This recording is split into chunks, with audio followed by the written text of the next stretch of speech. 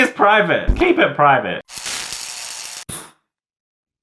Hey guys, what is up? It's Max. Welcome back to Reacticorns. So, today we're gonna be checking out some urban legends. That's right, urban legends that turned out to be true. You know, we're looking at things like the Boogeyman, Slender Man, Bloody Mary. You know what, guys? You thought they were all fake? You thought they were just made up? Well, guess what? They are.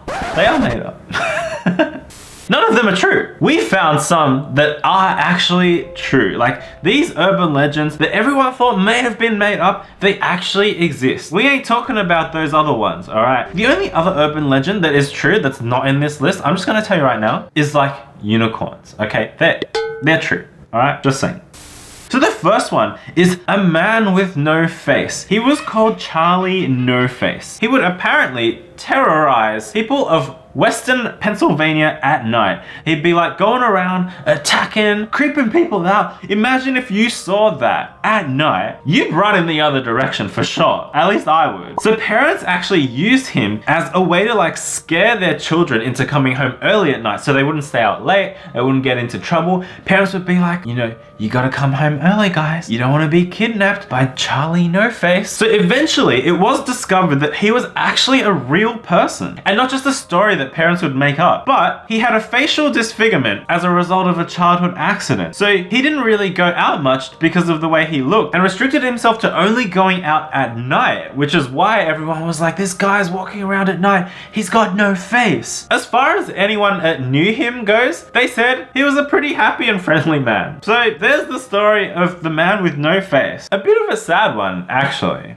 Alright, so the second one, now I don't know if you guys ever got any of these chain emails called the Slave Master. Now I personally did get a few of these emails a while ago, and this is what the email read. If a guy by the name of Slave Master contacts you, do not answer. He has killed 56 women that he has talked to on the internet. Please send out to all women on your buddy list and ask them to pass this on. He has been on Yahoo, AOL, Excite so far. If those names don't mean anything to you, that's because you're too young, okay? This is no joke, and please send this to men as well, just in case. Send to everyone you know. Now, when I used to get these chain emails, okay, they'd be going straight to the trash, okay? Most of them were junk mail, spam, I don't know, they try and get you to do something. This chain email was actually accurate. There was a man by the name of John Edward Robinson, who was actually the slave master. He lured women to his home by meeting them in chat rooms, and then police found 5 bodies on his property, and he's also known to be responsible for the murders of 2 more women whose bodies weren't actually found. And just like look at him, like he looks like a creepy killer to me. I don't know about you, like his features look too small for his face as well. Like why is his features like they look like they've been shrunk into his face? Is it just me? I swear it looks like it's been photoshopped. His face has been photoshopped onto like a blank face. Alright, so there's this urban legend being buried alive. So the most common story would be something similar to like coffins being dug up afterwards with like scratch marks on the inside as if the person that was actually buried alive and they were like trying to claw their way out, you know? So this legend even caused some graveyards to make a system where someone buried could pull a bell located on the inside of their coffin to alert staff. They were like, hey, I'm 6 feet under the ground, but ding ding.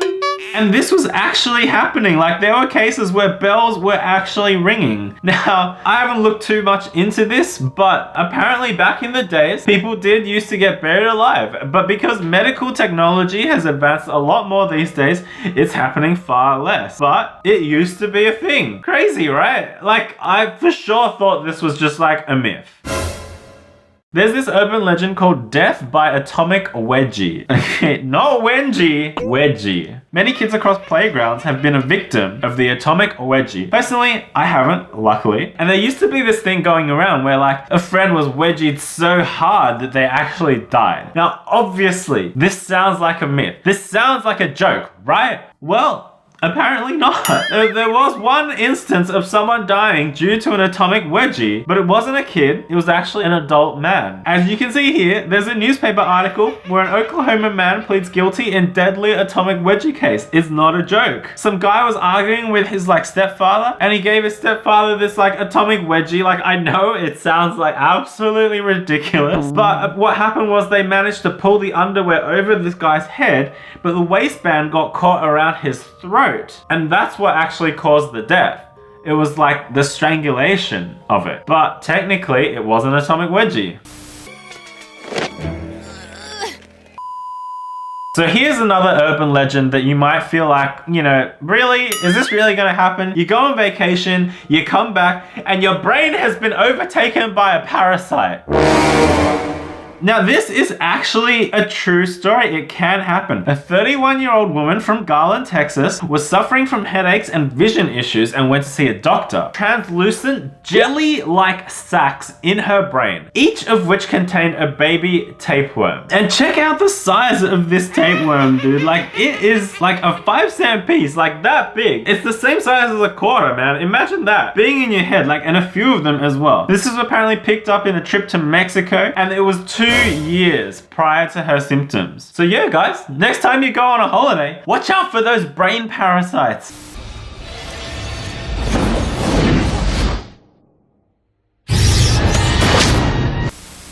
The next one is called the Catman of Greenock. So this is in Scotland, and there's a story about people seeing a catman who ate rats. People said that he had like glowing eyes and like leaving just like mutilated dead rat trails and stuff. Pretty creepy, right? There was like all this evidence and photos that this guy did actually exist. Imagine seeing that at night, right? But apparently he does exist, but unfortunately he's just like a man with a really, really bad mental illness. He doesn't know what's going on, and that's why he's been eating the rats. Actually, like a really sad story, and that's why he's homeless. So have you guys ever heard that like snakes can like swim through the pipes and the sewers and stuff like that, and then swim upwards into your toilet? Dude, like that story alone is gonna make me double check and triple check each time I go to the bathroom, okay guys? Just saying. I don't want no like snake surprises down there, okay? But apparently this actually happens. There's been like cases where smaller things like frogs or rats can like crawl up through the sewers into your toilet. Like, come on, bruh. Like, what are you doing there, froggy? Like, it is a private time, okay, for me. I don't want anyone else there. I don't want any other creature there, okay? Pooping is private. Keep it private. And apparently in 2010, a 3-foot snake was found in New York in a toilet. Are you serious? Oh my gosh, look at it. He pulled that thing out. What? Oh.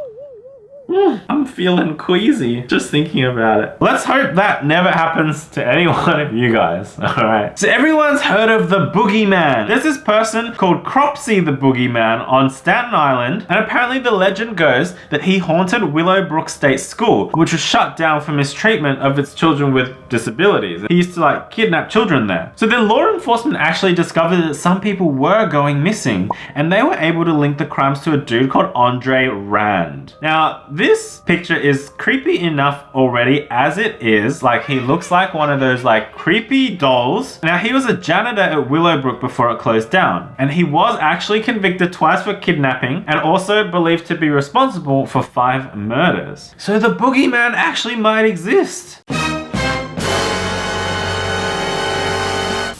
So this next urban legend is that you get a call from someone that says they're actually inside your own house. Like, creepy, right? Like, if I get a call and someone else says, hey, I'm in your house, I'm done. Like, I don't know what I would do, okay? I don't know any self-defense, okay? What am I gonna do? Am I gonna get like Mr. Sloth? I'm gonna like whack him with Mr. Sloth? You gonna save me, buddy?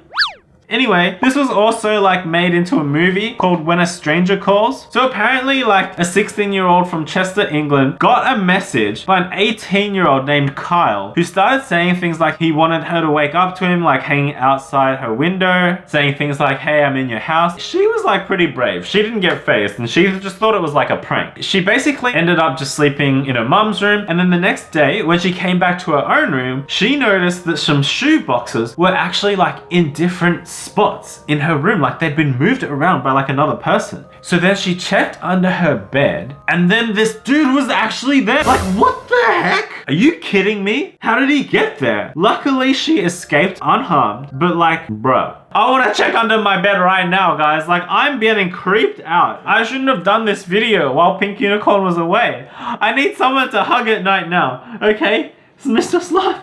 It's gotta be you.